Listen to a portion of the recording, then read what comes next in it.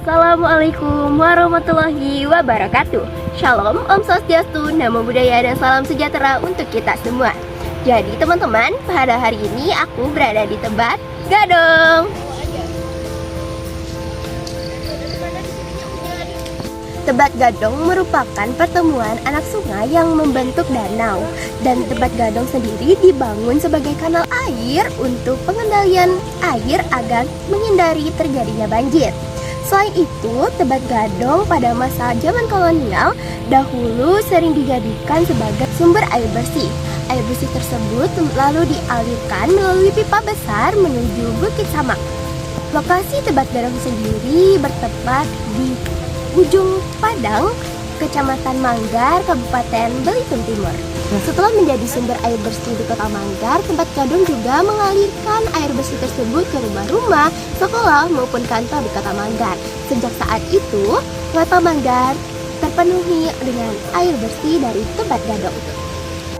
Kanal air juga bisa dimanfaatkan menjadi energi terbarukan. Yang pertama, pengambilan air. Air dari kanal dialirkan ke bak penampung atau bendungan kecil untuk mengatur aliran dan memanfaatkan energi gravitasi. Yang kedua, pengaliran ke turbin air.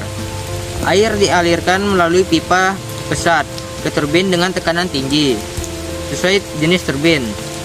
Yang ketiga, konversi energi. Turbin berputar karena aliran air, menggerakkan generator untuk menghasilkan listrik. Yang keempat, penyaluran listrik. Listrik dari generator disalurkan melalui trafo ke jaringan konsumen. Yang kelima, pengendalian air. Air dikembalikan ke kanal tanpa merusak ekosistem.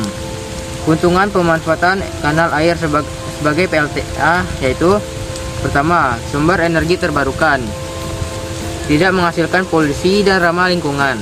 Yang kedua, efisiensi tinggi, bisa dioperasikan secara terus-menerus jika debit air stabil. Yang ketiga, pemanfaatan infrastruktur yang ada, tidak memerlukan bendungan besar, cukup menggunakan kanal irigasi atau kanal air yang sudah ada. Jika kanal yang digunakan memiliki aliran air yang cukup deras dan stabil, maka teknologi mikrohidro bisa menjadi solusi hemat biaya untuk pembangkit listrik skala kecil hingga menengah. Kebun raya saat ini gencar dilaksanakan mengingat banyaknya pertumbuhan di Indonesia yang perlu dikonservasi. Tumbuhan di Indonesia berjumlah sekitar 35.000 jenis atau lebih dari 10% jumlah jenis tumbuhan di dunia. Dari jumlah tersebut, 16.500 diantaranya merupakan tumbuhan endemik. Kebun Raya Tebet Gadong memiliki ekosistem yang khas, yaitu ekosistem kerangasnya. Hutan kerangas merupakan salah satu sistem di Indonesia yang dilindungi karena kekhasan ekosistem dan fungsi ekologisnya. Hutan kerangas adalah hutan yang tumbuh di atas tanah potsol, tanda pasir, kuarsa, miskin hara, dan pH rendah. Whitmore 1984.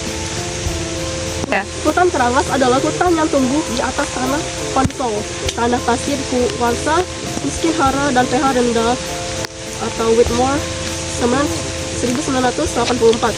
Hutan kerangas hanya tumbuh di tiga tempat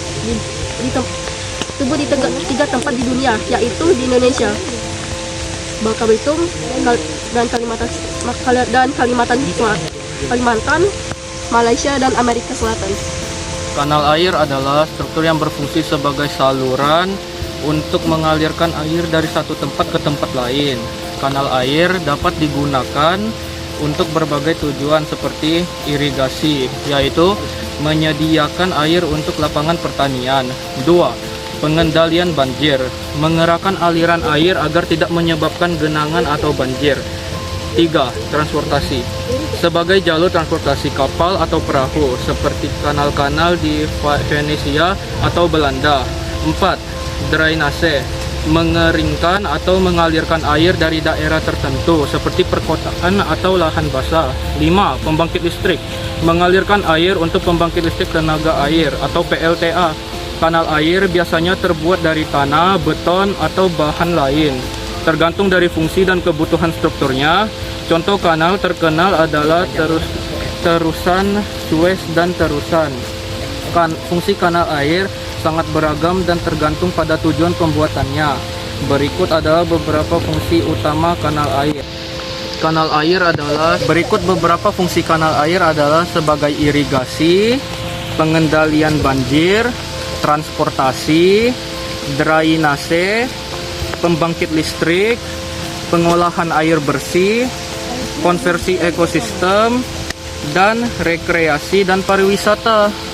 Terbarukan yang dapat dimanfaatkan dari kanal air selain PLTA adalah 1. Pembangkitan listrik tenaga mikrohidro. Pembangkitan listrik tenaga mikrohidro menggunakan turbin kecil yang menghasilkan listrik dari aliran kanal dengan kapasitas lebih rendah dibanding PLTA.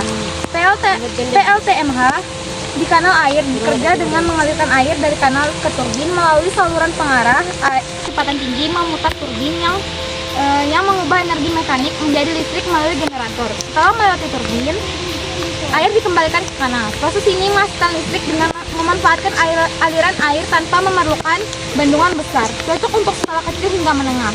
Kedua, pembangkit listrik tenaga arus air. Memanfaatkan energi kinetik dari aliran air di kanal tanpa membutuhkan bendungan atau perubahan besar pada struktur kanal. Ketiga, energi roda air mekanis. Roda air tradisional dapat mengubah menjadi sistem pembangkit listrik dari kecil dengan bantuan generator. Keempat, panel surya terapung atau floating solar.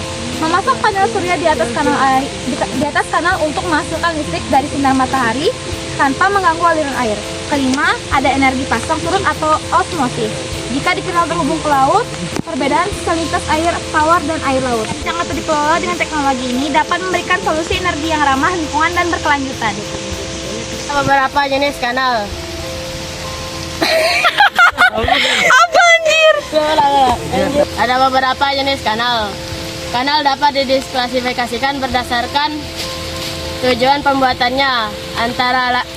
Antara lain, 1. Kanal transportasi digunakan untuk mengangkut barang dan penumpang. Contohnya kanal Panama. 2. Kanal irigasi menyediakan air untuk lahan pertanian. 3. Kanal irigasi menyediakan air untuk lahan pertanian. 4. Kanal drainase mengalirkan air berlebihan untuk menghindari genangan atau banjir. 5. Kanal industri dibuat untuk mendukung kegiatan industri seperti menyediakan air pendingin atau bahan baku air. 6. Kanal wisata dibangun atau dirancang untuk keperluan rekreasi atau pariwisata. Contohnya kanal-kanal di Amsterdam.